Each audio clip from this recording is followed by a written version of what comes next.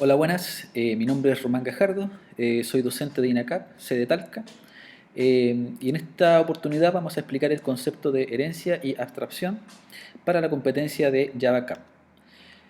En el temario a ver en esta presentación, primero vamos a partir con lo que es herencia, principalmente enfocándonos en los conceptos, ventajas, la creación en términos de Java, que hay que considerar también en el manejo de los constructores al aplicar herencia, y la sobreescritura de métodos.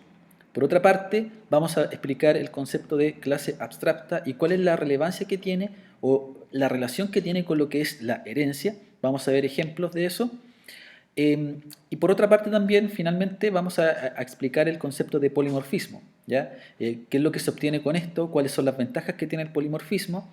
Con un ejemplo, y finalmente vamos a explicar la implementación de un ejemplo práctico en donde vamos a exponer una solución sin herencia, sin clases abstractas, sin polimorfismo, y una solución con herencia, con clases abstractas y con polimorfismo.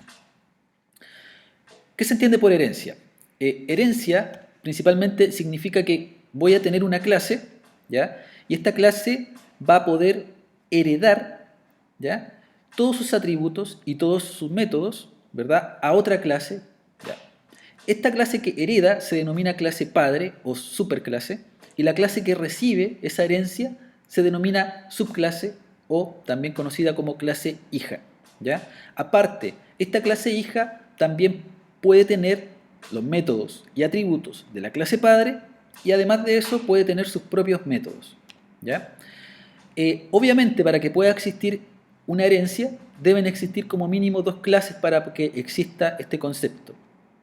Por otra parte, es una relación de un tipo es-un, que en el fondo este tipo de relación nos permite poder comprobar si la herencia está bien planteada en términos de análisis. Ahora, pongamos un ejemplo. Herencia, podríamos mencionar una clase, por ejemplo, impresora, que a lo mejor tiene una funcionalidad que podría denominarse imprimir, ¿ya? Ahora, podríamos mencionar que a lo mejor yo podría expandir, ¿cierto?, esa clase, ¿ya? Yo podría agregar más funcionalidad, pero pensando en una clase hija que podría llamarse multifuncional. Por lo tanto, este esquema está diciendo que multifuncional va a heredar todo lo que tenga una impresora normal. Es decir, va a poder imprimir, va a poder encenderse, apagarse, etc., ¿ya? Pero aparte, multifuncional va a tener sus propios métodos, como por ejemplo escanear o también, por ejemplo, fotocopiar. A esto se le conoce como herencia simple.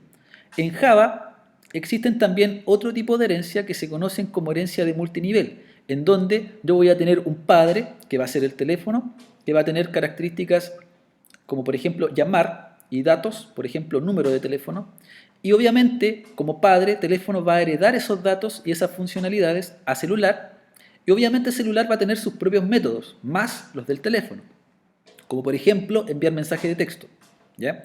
Por lo tanto, teléfono es un padre que hereda datos a su hijo, que sería el celular, pero a su vez celular también es un padre que va a heredar lo que tiene a una clase hija, que en este caso vendría siendo smartphone. Smartphone, ¿qué va a poder hacer entonces? Va a tener los atributos que tiene el celular más los atributos que tiene el teléfono, ya que es una herencia multinivel. Y finalmente existe otro tipo de herencia, ¿ya?, que es la herencia en donde una clase padre puede heredar a varias clases que se denominan clases hijas. En resumen, un padre tiene muchos hijos, ¿vale? De esa manera. Existe otro tipo de herencia que se llama herencia de herencia múltiple, ya que en este caso no lo quise colocar acá, ya que Java no soporta la herencia múltiple. ¿Qué significa herencia múltiple? En donde una clase hija puede tener dos padres. En Java eso no existe, ¿ya? Una manera de simularlo es por medio de interfaces, ¿ya? Eso sería en relación a algunos ejemplos de herencia que podemos aplicar en Java. Ahora, si nosotros nos enfocamos en las ventajas que tiene la herencia tiene un punto muy importante que es la reutilización de código.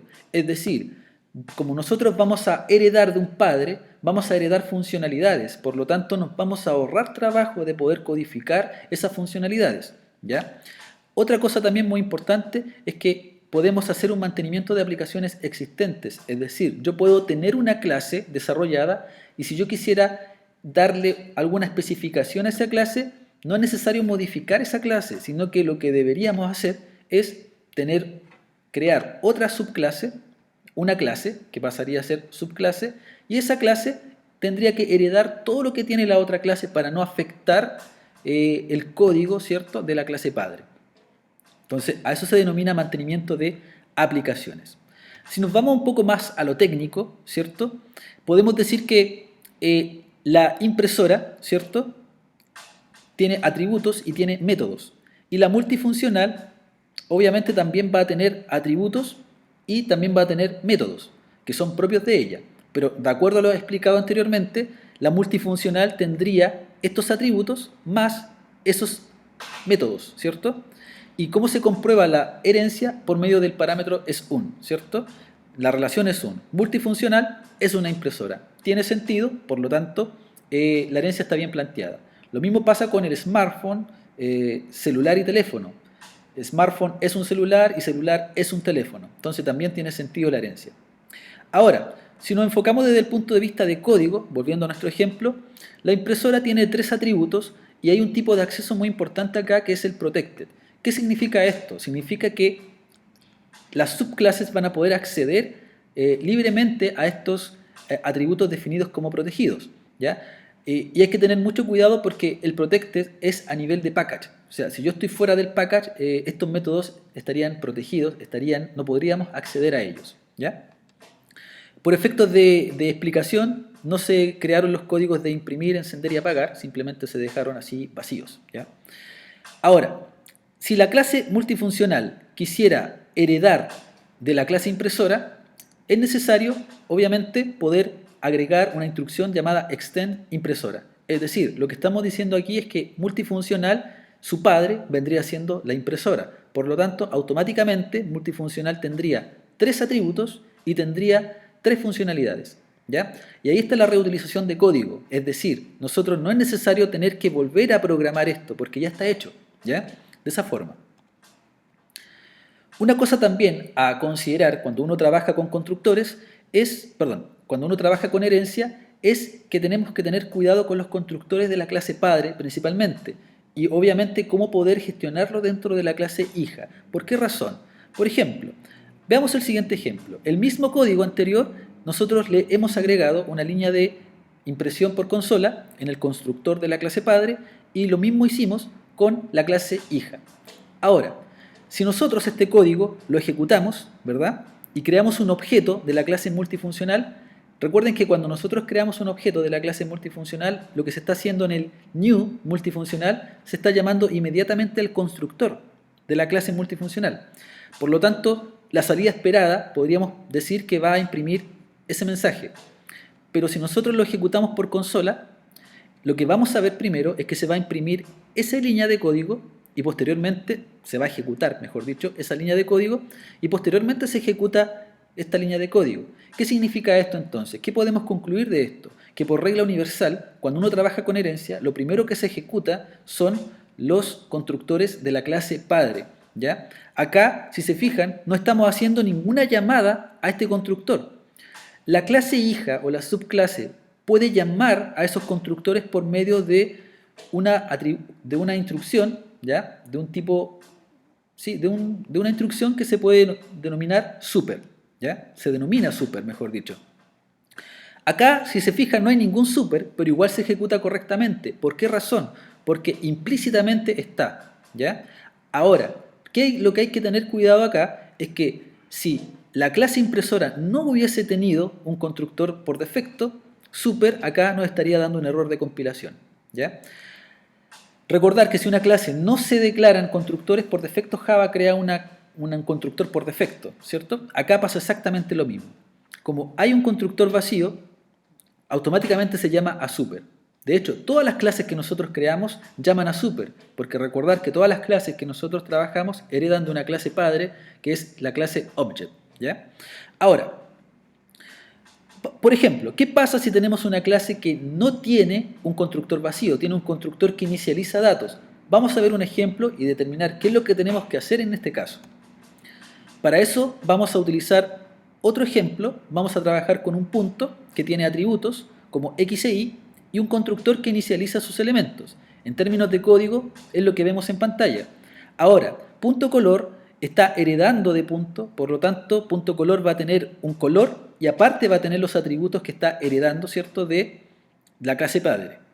Ahora, punto color tiene un constructor que inicializa su variable x, su variable y su color. Por lo tanto, en términos de codificación, lo que tenemos que considerar acá es que, en este caso, la clase hija debe llamar primero siempre al constructor de la clase padre. ¿Cómo? Por medio de super. No se llama utilizando el nombre de la clase, sino que por medio de la instrucción super y como el constructor recibe dos argumentos, en este caso lo que estamos enviando son los dos argumentos correspondientes a la x y la y.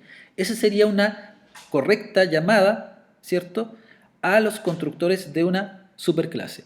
Por lo tanto, si nosotros no colocamos este código, automáticamente nos daría un error de compilación. Por lo tanto, tenemos que tener mucho cuidado con eso. Sobreescritura. La sobreescritura de métodos, principalmente vamos a utilizar el mismo código, ¿ya? Y lo que estamos diciendo acá, por ejemplo, que ahora en la clase punto le hemos agregado un método que se llama dibujar y el punto lo que hace, dibuja sus coordenadas. La clase punto color hereda de punto, tiene un constructor, ¿verdad? Pero aparte, ¿qué podemos saber de esto? Es que punto color además va a tener una funcionalidad. Como pueden darse cuenta acá, hemos creado un objeto llamado punto color con esa información y un color. Estamos ejecutando ese constructor. ¿Qué es lo que va a hacer? En este caso, el constructor va a llamar primero a ese constructor para inicializar el 2 y el 5 y posteriormente va a ejecutar esa inicialización. Y vamos a llamar al método dibujar. Si ustedes se fijan, la clase .color no tiene ningún método dibujar, pero la herencia lo que hace o lo que permite es que como está heredando, puede acceder a ese método. Entonces, como resultado, nosotros deberíamos ver, ¿cierto?, la salida esperada, que vendría siendo el 2 y el 5. ¿Ya? Ahora, aquí no hay sobreescritura de métodos, eso es muy importante de destacar. Acá lo que hay en el fondo es reutilización, es decir, estamos reutilizando el método dibujar. Ahora, ¿qué sucede si nosotros, por ejemplo, nos piden el siguiente requisito? Quiero que el objeto dibujar dibuje su color. Por ejemplo, en este caso ya tenemos una limitante, ya que dibujar tiene x e y. Por lo tanto, lo que debería hacer la clase hija es sobreescribir, ¿ya?, lo que había antes, aparte agregar el color. ¿Y eso cómo se podría representar? Es decir, para poder sobreescribir existe una regla, es decir, que la clase hija está obligada a sobreescribir.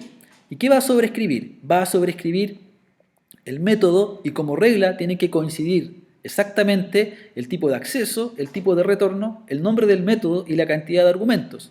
Con super uno puede llamar a todo lo que está definido en la superclase. Por lo tanto, lo que se hace acá se llama a dibujar. Y posteriormente se agrega la siguiente codificación, que en este caso vendría siendo el color.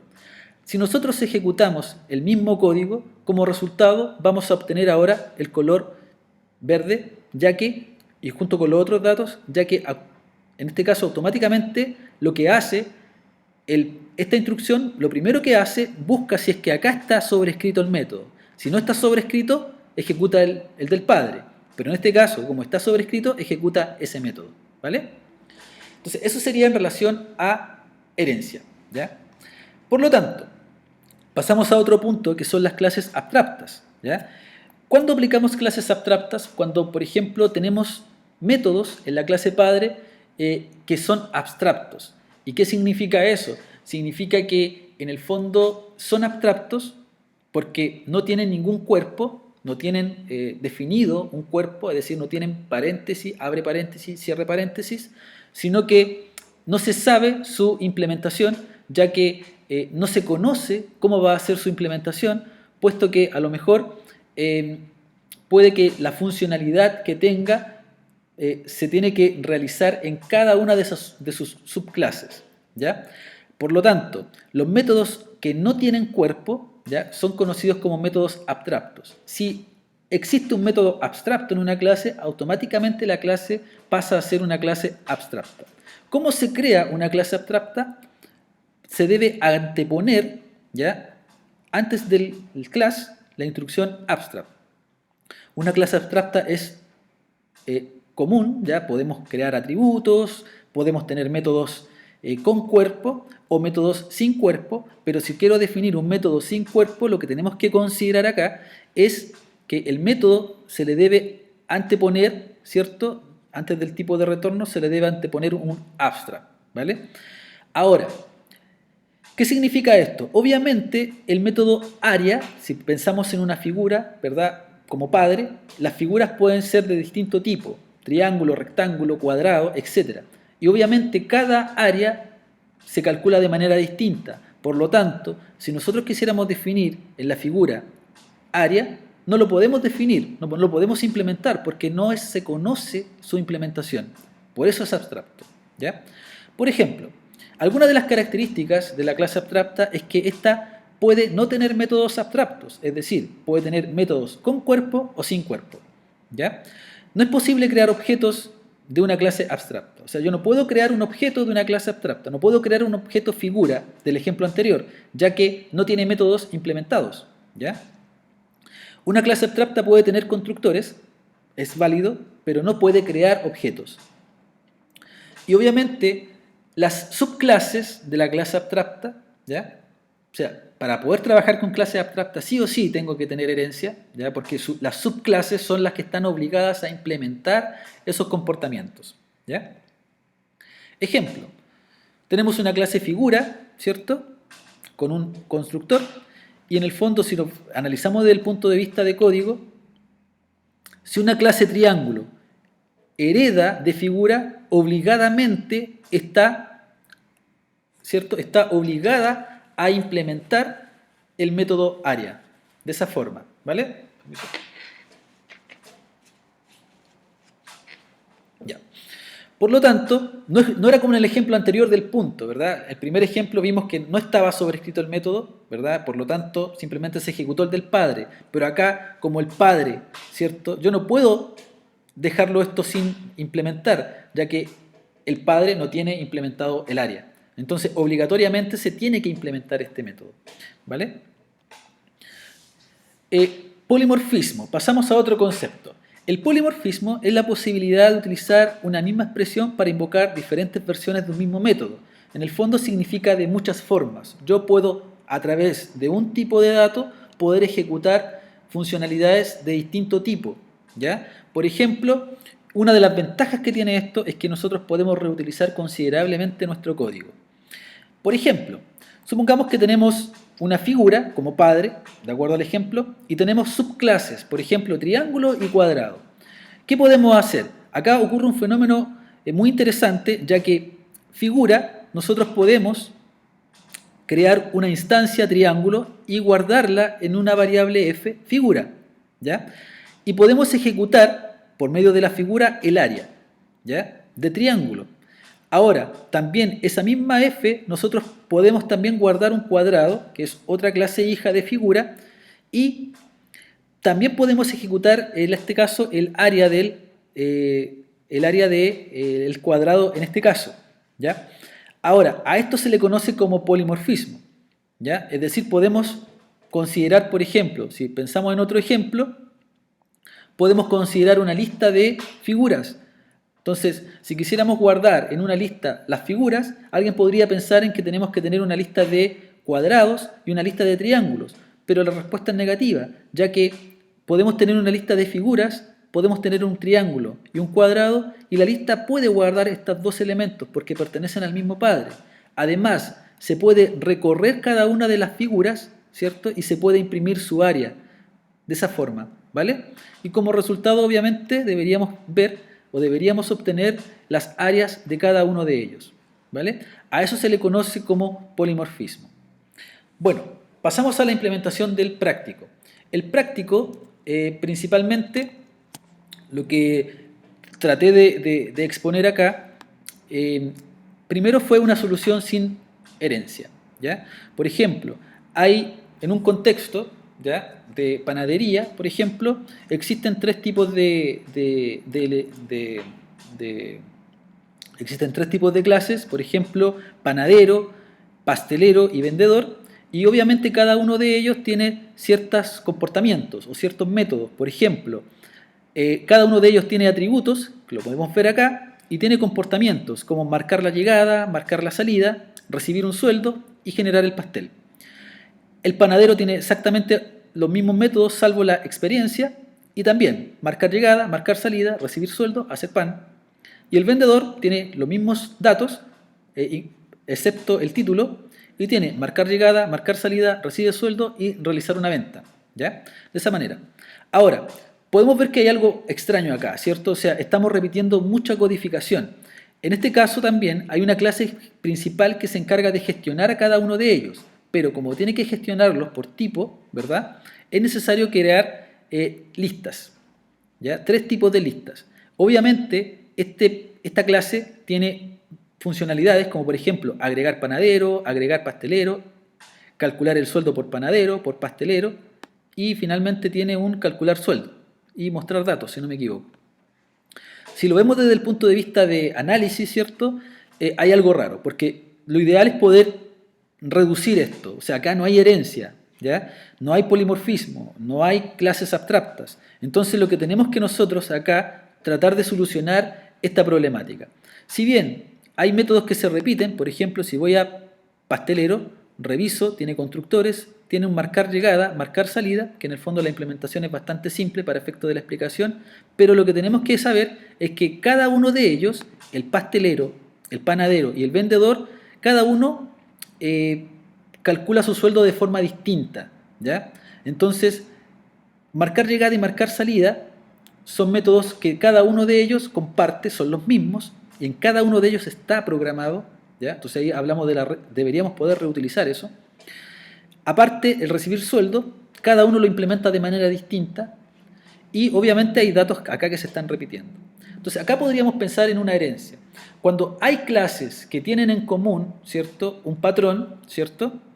Dentro del contexto de la panadería, nosotros podríamos pensar en crear una clase padre, ¿ya? Y estas vendrían siendo nuestras clases hijas, ¿ya? Podríamos pensar en el contexto de la panadería podría tener empleados, ¿cierto? Y cada empleado tiene root, nombre, apellido y sueldo. Podrían ser, esos son los atributos que se están repitiendo acá, ¿ya? Ahora, por otra parte, en la clase empleado que deberíamos analizar, deberíamos tener también métodos propios que podrían ser marcar llegada y marcar salida, ya que en cada uno se está repitiendo. Lo ideal eso es programarlo, pero una vez. Luego, hay un método de recibir sueldo, pero este se calcula de manera distinta para cada uno. Entonces, ¿qué deberíamos considerar ahí? Si pensamos en el empleado debería tener ese método, pero debería ser o debería definirse como abstracto, porque no se sabe su implementación hasta que la subclase lo implemente, ¿ya? Y posteriormente algunos métodos como generar pastel, hacer pan y realizar venta que son propios de cada uno de ellos. Ahora, si lo analizamos desde el punto de vista, ¿cierto? Como solución, podríamos pensar en una clase empleado. Fíjense que la diferencia es clara, en donde vamos a definir los atributos solamente en una clase abstracta, tendría que ser, porque hay un método que es abstracto que recibe el sueldo, ¿ya? Por otra parte, panadero, vendedor y pastelero heredan de empleado, por lo tanto están obligados a heredar todos los atributos, ¿cierto? Pero ellos también tienen aparte atributos propios que vendrían siendo la experiencia, el título y el tipo de pastel. Y aparte, ¿cierto? Cada uno de ellos debe implementar obligatoriamente el recibir sueldo, ¿vale? Ya que cada uno lo calcula de manera distinta, de esa forma. Entonces, esta sería la solución, ¿cierto?, para este tipo de problema. Ahora, si nos enfocamos principalmente en la sección anterior, fíjense que en esta parte, en la parte donde está la clase principal, que es la que se encarga de gestionar todo esto, fíjense que crea 3 listas para guardar los panaderos, vendedores y pasteleros. Crea un método que se llama agregar panadero, crea un método que se llama agregar vendedor y tiene un método que se llama agregar pastelero. Y tiene 3 métodos que calculan el sueldo y posteriormente tiene un método que se llama mostrar sueldos y obviamente recorre cada lista.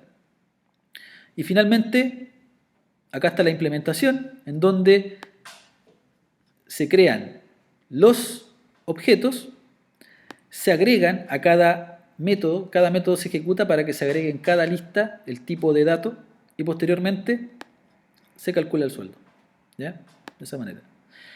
Esta implementación también tiene ciertos defectos, ¿cierto? Ya que obviamente estamos repitiendo código también. Si analizamos dentro de nuestra solución,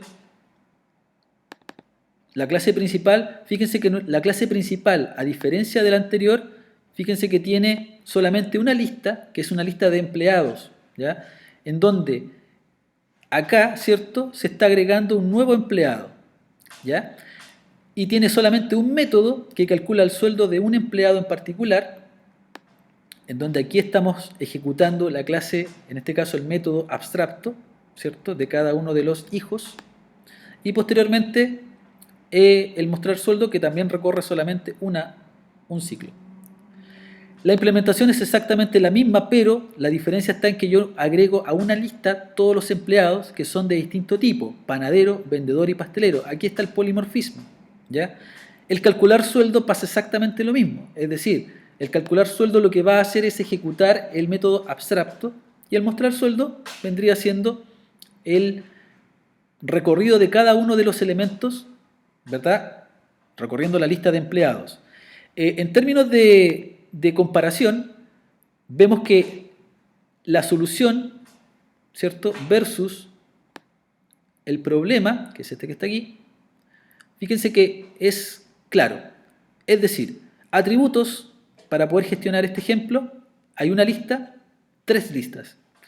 Para agregar al empleado necesito solamente un método.